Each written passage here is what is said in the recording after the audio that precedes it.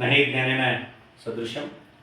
ಮೊಟ್ಟ ಮೊದಲನೇದಾಗಿ ಅನ್ನದಾತರಾಗಿರ್ತಕ್ಕಂಥ ಲಿಂಗಕ್ಕೆ ಸಕಸ್ಥಲ ಬ್ರಹ್ಮಿ ಶ್ರೀ ಚಂದ್ರಶೇಖರ ಶಿವಾಚಾರ್ಯ ಮಹಾಸ್ವಾಮೀಜಿಯವರ ಪತ್ರವತಿಗೆ ನಮಸ್ಕರಿಸಿ, ಜ್ಞಾನದಾತರಾಗಿರ್ತಕ್ಕಂಥ ಲಿಂಗಕ್ಕೆ ಸಕಸ್ಥಲ ಬ್ರಹ್ಮಿ ಶ್ರೀ ಚಂದ್ರಮೌಳೀಶ್ವರ ಶಿವಾಚಾರ್ಯ ಮಹಾಸ್ವಾಮೀಜಿಯವರ ಪತ್ರವತಿಗೆ ನಮಸ್ಕರಿಸುತ್ತಾ, ಈಗಿನ KME ಸಂಸ್ಥೆಯ ಅಧ್ಯಕ್ಷರಾಗಿರ್ತಕ್ಕಂಥ ಸಟಸ್ಥಲ ಬ್ರಹ್ಮಿ ಶ್ರೀ ವರಸದೋಜ್ಜಾತ ಶಿವಾಚಾರ್ಯ ಮಹಾಸ್ವಾಮೀಜಿಯವರ ಪಾದಗಳಿಗೆ ನನ್ನ ಶಿರಸಾಷ್ಟಾಂಗ ನಮಸ್ಕಾರಗಳನ್ನು ಸಲ್ಲಿಸುತ್ತಾ, ತಾಯಿ ಭಾರತಾಂಬೆಯ ಪುಣ್ಯ ಪಾದಗಳಿಗೆ ನನ್ನ ಹಣೆಯಚ್ಚಿ ನಮಸ್ಕರಿಸುತ್ತಾ ನನ್ನ ಮಾತನ್ನು ಆರಂಭ ಮಾಡ್ತಾ ಇದ್ದೀನಿ.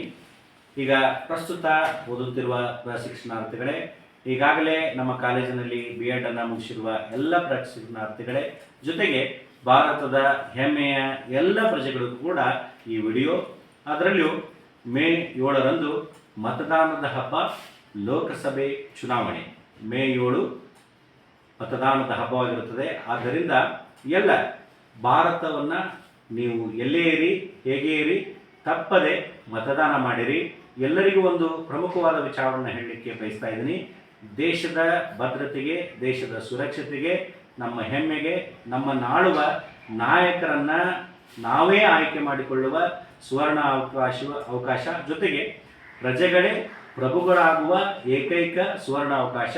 ಈ ಅವಕಾಶವನ್ನು ಎಂದಿಗೂ ನಾವು ಕಳೆದುಕೊಳ್ಳೋದು ಬೇಡ.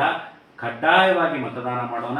ಭಾರತದ, ಅದರಲ್ಲೂ ಹೆಮ್ಮೆಯ ಸಂವಿಧಾನ ಕೊಟ್ಟಿರುವ ಅವಕಾಶವನ್ನು ನಾವೆಲ್ಲರೂ ತಪ್ಪದೆ ಬಳಸಿಕೊಳ್ಳೋಣ. ಇಡೀ ಜಗತ್ತಿನಲ್ಲಿ ನನ್ನ ಶ್ರೇಷ್ಠ ಭಾರತಕ್ಕಾಗಿ ನಾವೆಲ್ಲರೂ ಪ್ರಾಣ ತೊಡೋಣ.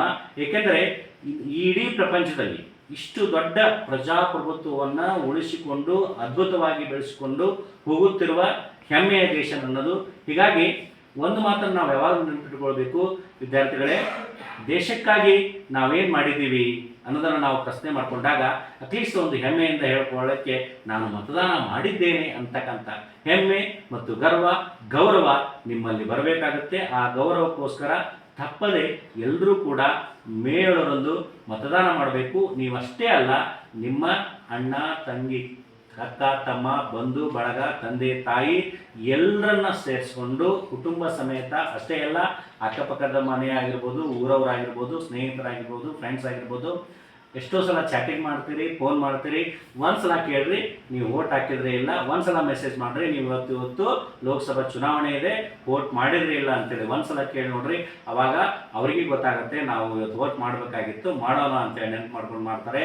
ಅದಕ್ಕೆ ತಪ್ಪದೆ ಏನು 18 ವರ್ಷ ತುಂಬಿದ, ಏನು ಪ್ರಥಮವಾಗಿ ಆಗಿರ್ಬೋದು, ಯಾವಾಗ ಆಗಿರ್ಬೋದು, ಒಂದು ಮತದಾನ ಮಾಡುವ ಅವಕಾಶ ಸಿಕ್ಕಿರ್ತಕ್ಕಂಥ ಭಾರತೀಯ ಪ್ರತಿಯೊಬ್ಬ ಪ್ರಜೆಯು ತಪ್ಪದೆ ಮತದಾನ ಮಾಡಬೇಕು.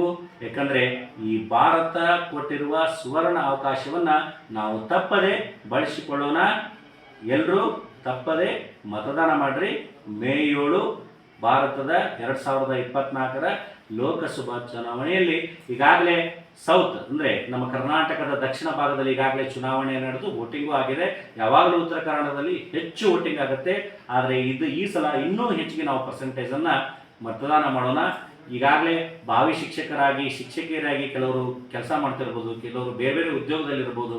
ಎಲ್ಲೇ ಇರಿ, ಹೇಗೆ ಇರಿ, ತಪ್ಪದೇ ಬಂದು ನಿಮ್ಮ ಊರುಗಳಿಗೆ ಬಂದು ಎಲ್ಲೇ ಇದ್ರೂ ಕೂಡ ಒಂದು ಸಲ ನೀವು TVಯಲ್ಲಿ ನೋಡಿರ್ತೀರಿ, ಎಷ್ಟೋ ವಯಸ್ಸಾದವರು, ಅಜ್ಜ ಅಜ್ಜಿ, ಹಾಸ್ಪಿಟ್ಲಿಗೆ ಹೋಗಿರೋರು ಬಂದು ಮತದಾನ ಮಾಡಿರ್ತಾರೆ. ಅವ್ರಿಗಿಂತ ನಾವೇನು ಕಡಿಮೆ ಏನಲ್ಲ. ಹೀಗಾಗಿ ದೇಶದ ಭವಿಷ್ಯಕ್ಕಾಗಿ, ದೇಶದ ಸುಭದ್ರತೆಗಾಗಿ, ದೇಶದ ಹೆಮ್ಮೆಯ ಸಂವಿಧಾನವನ್ನು ಉಳಿಸಿಕೊಳ್ಳುವುದಕ್ಕಾಗಿ, ಭಾರತದ ಪ್ರಜಾಪ್ರಭುತ್ವಕ್ಕಾಗಿ ತಪ್ಪದೆ ಮತದಾನ ಮಾಡೋಣ. ಜೈ ಭಾರತ್ ಮಾತಾ ಕಿ ಜೈ ಹಿಂದ್, ಜೈ ಭಾರತ್. ಧನ್ಯವಾದ.